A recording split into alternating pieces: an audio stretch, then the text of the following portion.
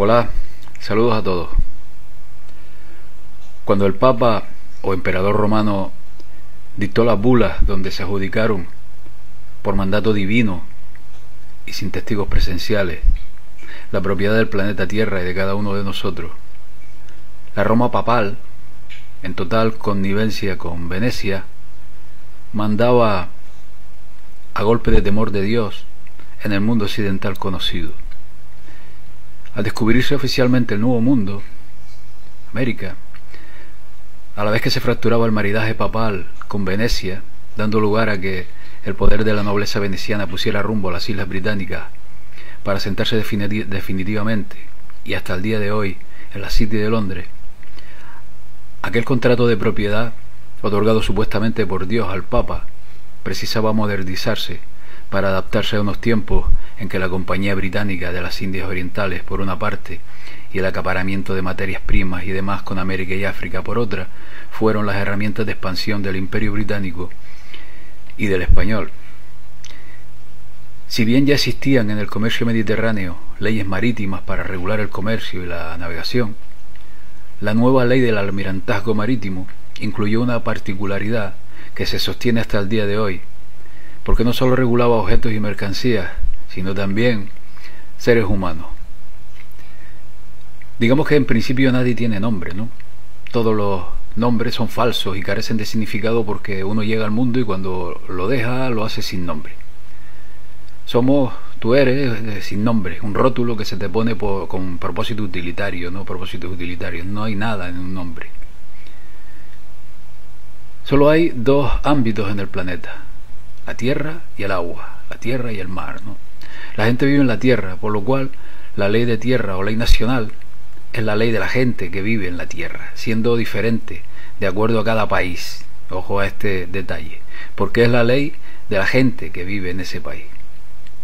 Para saltarse este escollo, aunar un criterio en torno a una ley que regula el mar y no la tierra.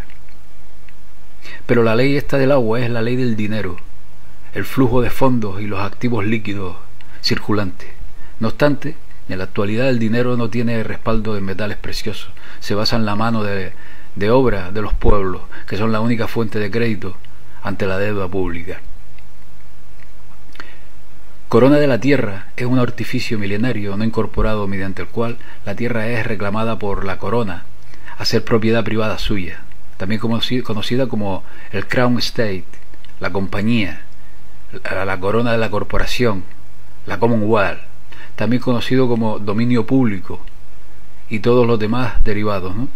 Aún más, la corona afirma que la tierra le fue concedida legalmente y que nunca puede enajenarse de ella. Pero uno se pregunta conseguida por quién, ¿no? El derecho romano llama a la ley del hombre ius, que de ahí viene el término ius y justicia, ¿no?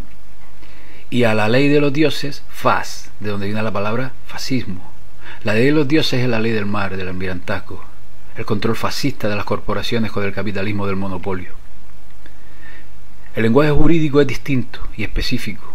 Esto se ha mantenido para facilitar el control de quienes no lo entienden, pero están sujetos igualmente por contratos, tratados, constituciones o leyes a la letra impresa en ellos, ¿no? Y que los vincula de por vida a esa jerga incomprensible por estar cargada de tecnicismo. Desde que nacemos o rompemos aguas, tenemos un certificado de nacimiento, al igual que los barcos que navegan llevando productos y atracan cargados de bienes en un muelle, por lo que todas las embarcaciones, por ley, deben ser hembras, debido a que es ella la que genera el producto. Así es que todo lo que salga de una nave debe tener un certificado de manifiesto.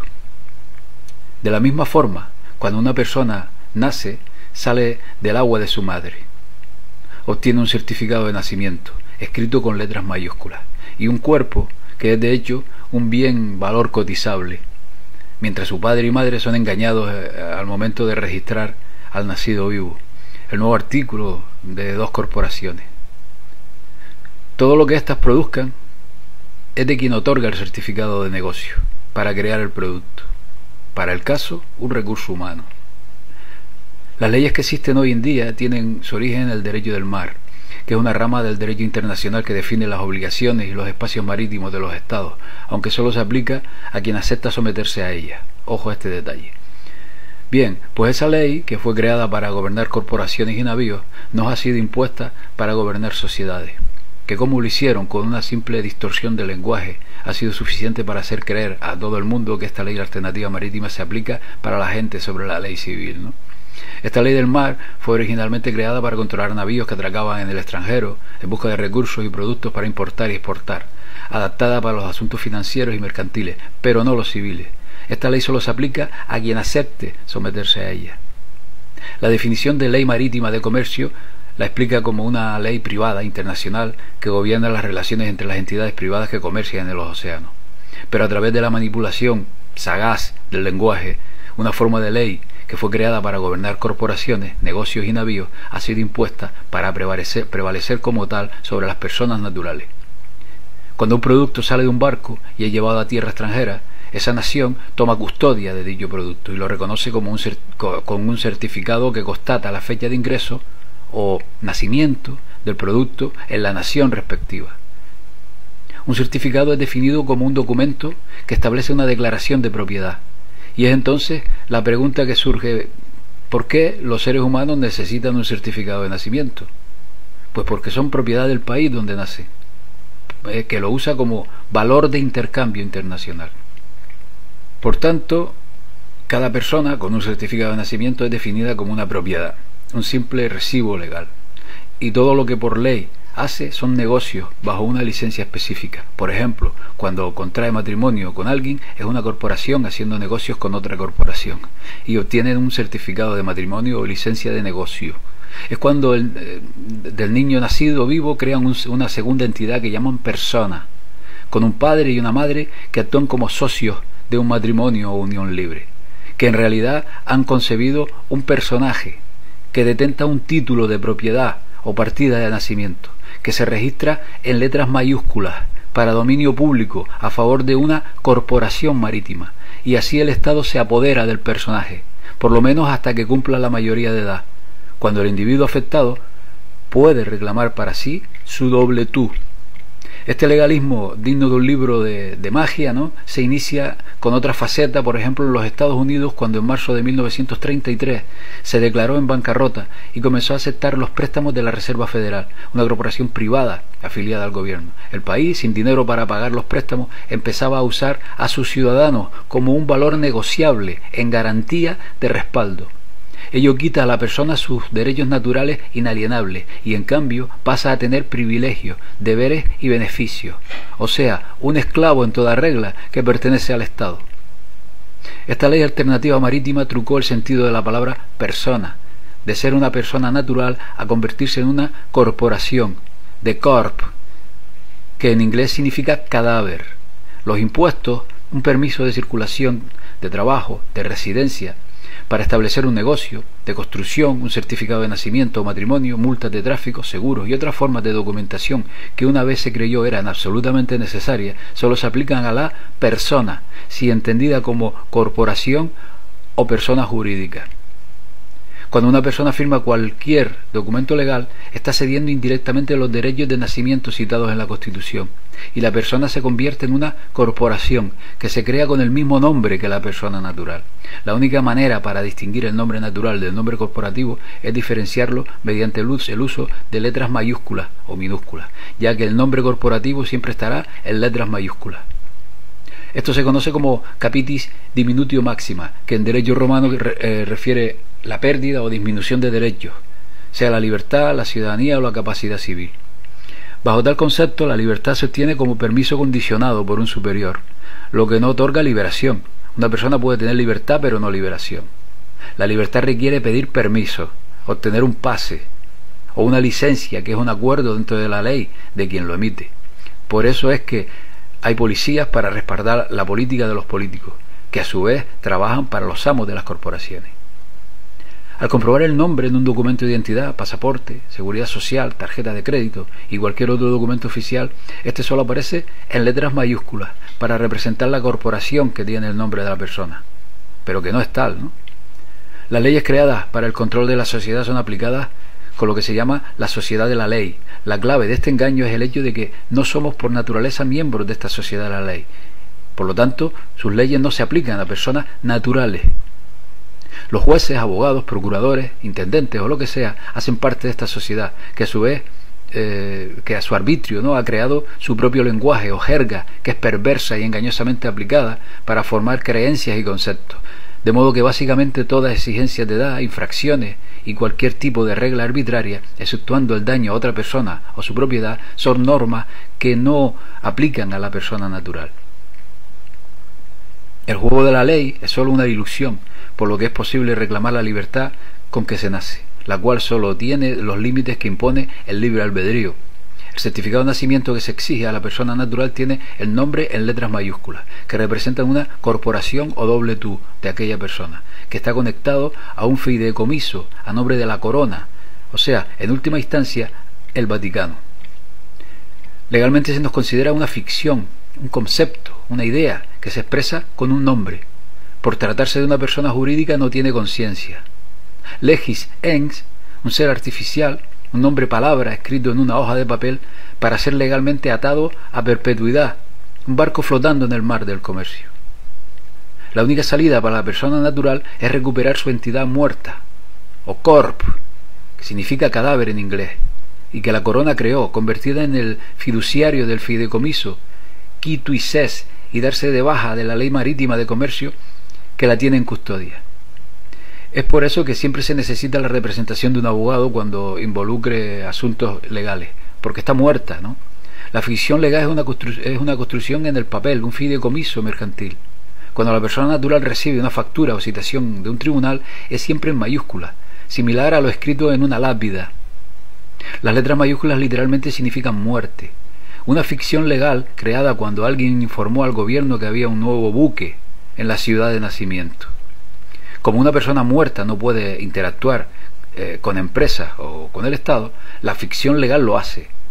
Es el segundo tú que a través de estas ficciones legales es engañado en el pago de impuestos, obtención de créditos y demás. Esto lleva a la deuda y al dinero.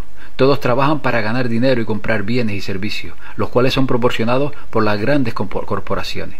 Pero de acuerdo a la ley, es solo una ficción legal que interactúa, ya que uno está declarado como muerto, simplemente convertido en siervo monetario que produce bienes y servicios para pagar la deuda del Estado. Ese trabajo está metido en un crédito corriente, que es deuda, y apenas permite al individuo retener una pequeña porción de su trabajo para cubrir necesidades básicas. Todos los gobiernos y países son ficciones, fabricadas y comúnmente aceptadas. En realidad nunca ha habido alguna vez gobierno, países, dinero o constituciones. Los países con deudas impagables, que en la práctica son casi la totalidad, resultan rescatados por los organismos internacionales de crédito, bajo el acuerdo de que las personas trabajen para producir bienes de intercambio con el fin de pagar los préstamos. Resultan pues garantía monetaria, a ser utilizada en la forma que la gran banca considere, para pagar la deuda y generar más dinero. Por tanto, la gente es vista como estando en custodia de la corona. Ello permite a las personas funcionar como un bien valor en el comercio y aceptar los beneficios proporcionados por el Estado, sin saber que por su trabajo son acreedores naturales del sistema. El juego de la ley es solo una ilusión, una forma de perversión del lenguaje que perpetúa el falso ser. Como la persona por naturaleza no es parte de la sociedad de la ley, sus leyes no se aplican a personas naturales. Resulta una ley distorsionada que adopta una estructura de creencias originalmente creada para asuntos mercantiles y financieros y no civiles. La persona natural solo es gobernada por su propia conciencia. Las leyes son creadas para el control social a través de la sociedad de la ley.